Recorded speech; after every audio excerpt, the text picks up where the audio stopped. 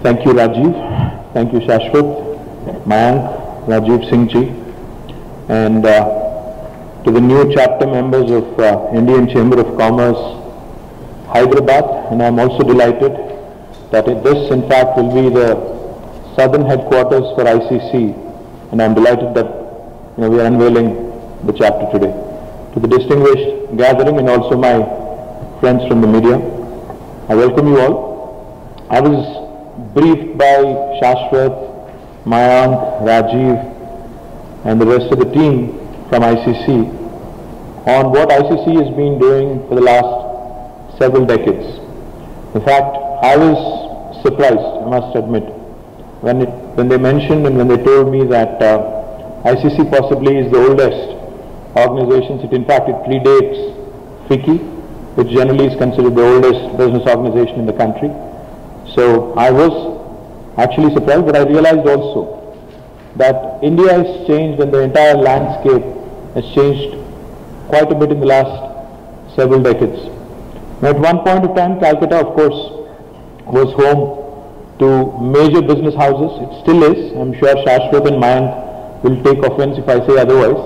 So therefore, I will stick to the theme, and I'll tell you that Calcutta is, of course, one of the most important business hubs, and I'm sure Didi will mind if I say Calcutta. Kolkata is definitely a business hub. But in the last 2 decades, or in the last 3 decades more so, especially after Indian markets have opened up, after P.V. Narasimha Rao ji has brought in the liberalization era, we've seen tremendous amount of foreign investment come in. We've seen newer business hubs emerge in India.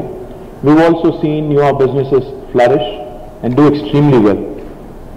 More importantly, more important than foreign direct investment, I think it has spurred the confidence in Indian business houses today to do a lot more, to actually compete with global players on an even keel, to give them the confidence that they can actually compete with the best in the world. Today, in fact, some of the best airports in the country and possibly in the world are built by Indians, and more proudly, they're Telugus also. We have GMR, we have GVK, who have built world-class infrastructure companies and world-class airports, and they are from India and they are from Hyderabad. Likewise, we have some major pharmaceutical companies which are giving the best in the business a run for their money. We have some major infrastructure companies which have been doing exceptionally well on a world stage as well. And we also have great deal of opportunities as a country to explore the youth of India, the think force of India. Just looking at the demographic, everybody speaks about the demographic dividend that India has to offer. Everybody also talks about how much potential India has.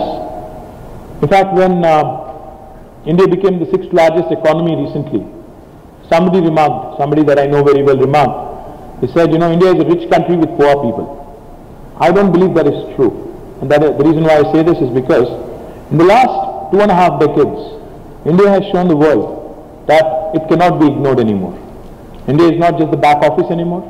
India is not just that destination where you get your services done. India is not just that destination where you are a huge market opportunity to big business houses across the world.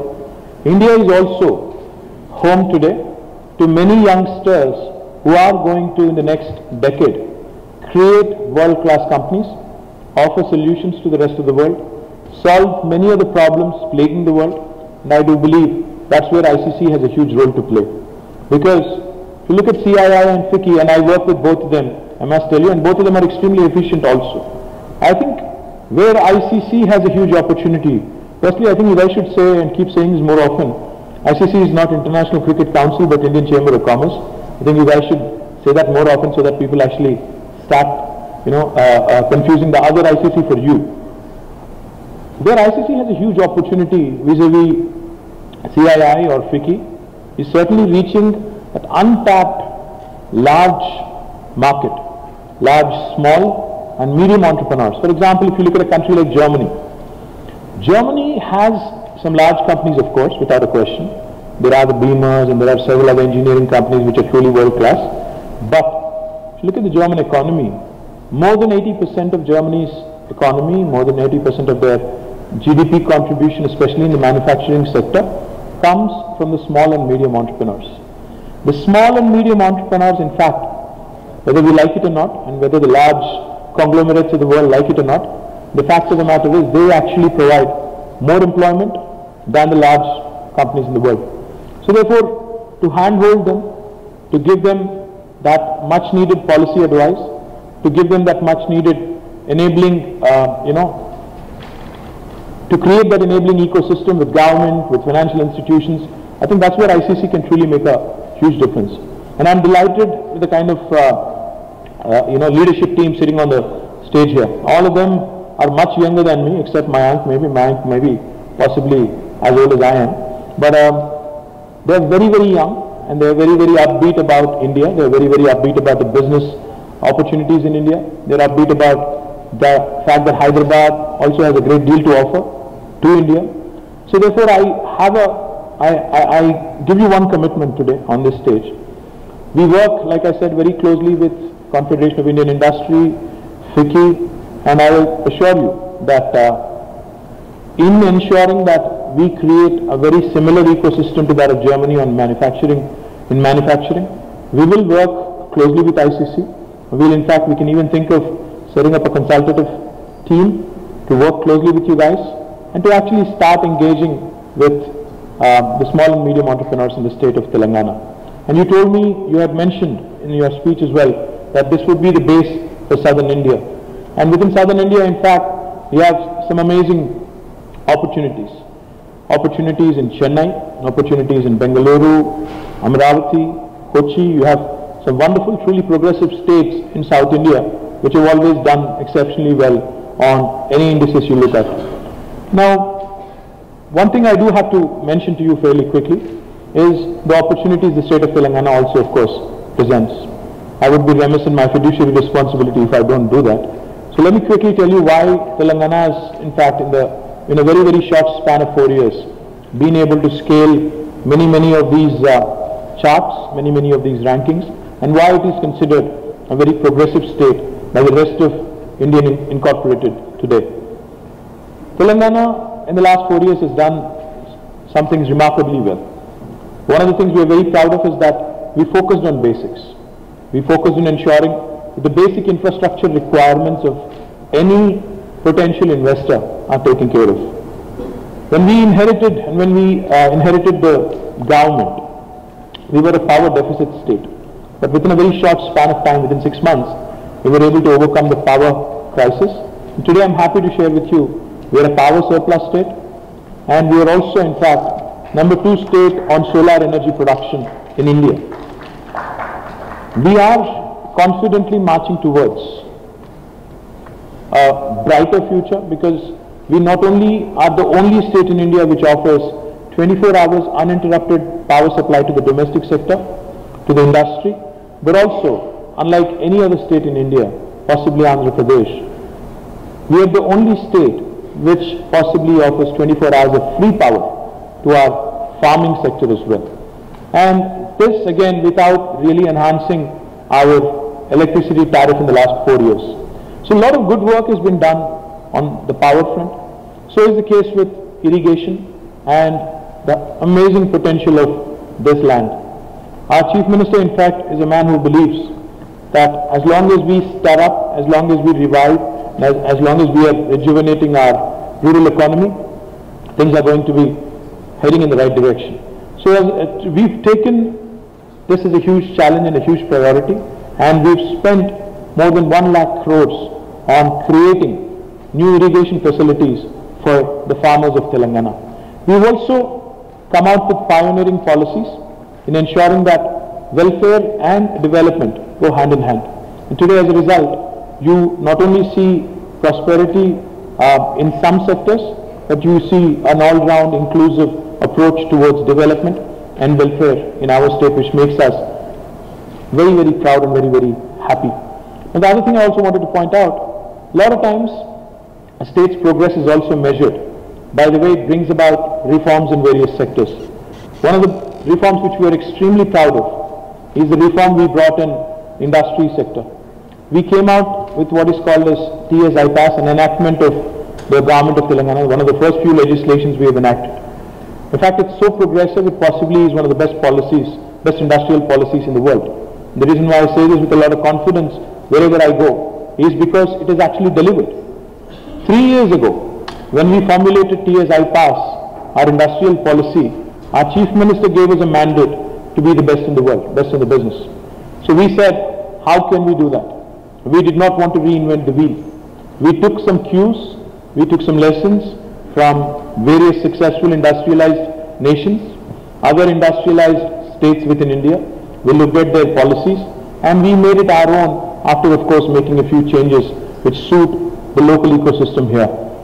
One of the things we did, we allow in Telangana for self-certification. For example, if Shashwat Goenka's group wanted to come in and had a piece of land, wanted to come in and start construction of their factory, you do not have to seek a clearance from the government of Telangana. You can self-certify yourself as being in compliance with the law of the land, and you can start construction on day one, which no other state in India will tell you today. We also offer you all clearances in less than 15 days. And for those of you who are thinking, who are wondering, I've heard this before, single windows, timely clearances, etc. How is Telangana any different? We are different. We are different because if we do not deliver on the 15-day promise, on the 16th day by statute, it's an approval by default, it's a deemed approval. No other state in India will tell you that either. And the third thing that will kick in, which makes us extremely unique, is the fact that from the 16th day, if there is found to be a delay, we actually levy a fine, a penalty of ₹1,000 per day to the bureaucrat who is held responsible for the delay. Fortunately for us, we have not had to do that. We have not had to resort to that. In the last 3 years, we gave clearances to more than 6,700 units. We've been able to attract more than $20 billion of investment, $20 billion of investment, and we've been able to create more than 500,000 plus direct employment in the private sector, and at least twofold that indirectly in the same sector. So this goes to show you that even in India, when the state is determined, when the leadership is determined, and when there is enough focus on ensuring that reforms are brought in quickly, when there is an approach of institutionalizing change and getting away from the individual mode, and when processes take center stage and not just policies, then I think you will see the real change coming in. And therefore, in the last 2 years, according to DIPP and World Bank, last year we were number 1 on the ease of doing business index in India. This year, in fact, we are still contending it, but we lost out by about 0.09% by a hair's breadth. But nevertheless, I can tell you one thing for sure: we are a state that continues to grow, that continues to reform, that continues to actually take feedback from our existing investors, and we are a state that is also looking out for newer opportunities as well. One of the things, and I'll close out after saying this, one of the things I am extremely proud of is that we don't only go after new investors. We're not always running after new investors. We have a 3-pronged strategy. Of course, we seek new investments into 14 thrust areas where we are trying to play to our strength, but we also are looking at ensuring that our existing business houses do well, and we are wanting them to expand as well. We also, in fact, as part of our strategy, have focused on reviving sick units or incipient sick units. We also have launched a new vehicle, a special purpose vehicle called the Industrial Health Clinic. Unlike any other state in India, an industrial health clinic has been launched, again with an excessive and obsessive focus on small and medium entrepreneurs. We ensure that those companies which are incipient, which are in incipient sick stage, are handheld, are guided by the department, and we also conduct techno-economic viability studies for them, and we ensure that whatever support they require from financial institutions and the government is given at the right time, so that they actually don't end up being sick or don't end up in debt. So these are the kind of policies that we've been pushing as part of our agenda to industrialize our state, and I do believe that Indian Chamber of Commerce today, being led by a very, very young team here, is going to offer us a great deal of help and great deal of encouragement in ensuring that this much neglected sector, the small and medium entrepreneurs, are also catered to. The other thing Rajiv briefly touched upon is T-Hub. T-Hub is India's largest technology incubator today. In fact, in about a year from now, we'll have the world's largest incubator in Hyderabad, the phase 2 of it. And I do believe startups is the way forward, innovation is the way forward. Because recently when John Chambers was here, the former chairman of Cisco, he made a very famous remark that stood out in my mind. He said between all the top 100 Fortune 100 companies, you will not see a great deal of new employment being created cumulatively. He said the next wave of employment, the next spurt of employment will actually come from innovators, young innovators and young startups. So we are, as a state, betting big on startups and young companies coming up, young product companies and young services companies coming up. And again, ICC I think also has a unique opportunity, unlike CII and FICCI, to focus on this young lot of entrepreneurs who are looking for guidance, who are looking for mentorship, more importantly, because the one thing that solely is lacking in India today is proper mentorship of these young guys. Because there could be some really good ideas, there could be some brilliant innovations, but unless they are guided, unless there is an enabling ecosystem which helps them get the finance, which also helps them get proper mentorship, and which also kind of guides them to getting incorporated, going after financial institutions and scaling up, things will not fall in place.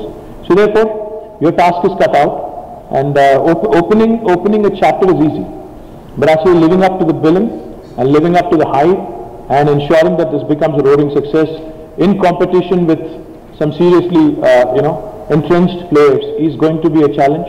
So I wish you all good luck, and I also promise you all support from Government of Telangana. Thank you very much. వార్తా వాణి news channel ఎప్పటికప్పుడు రాజకీయ, సినీ విశేషాలు, sports మరియు సాంకేతిక పరమైన మరెన్నో విషయాలను మన ముందుకు తెస్తుంది. మరింత సమాచారం కొరకు వార్తా వాణి న్యూస్ ఛానల్ ని సబ్స్క్రైబ్ చేయండి.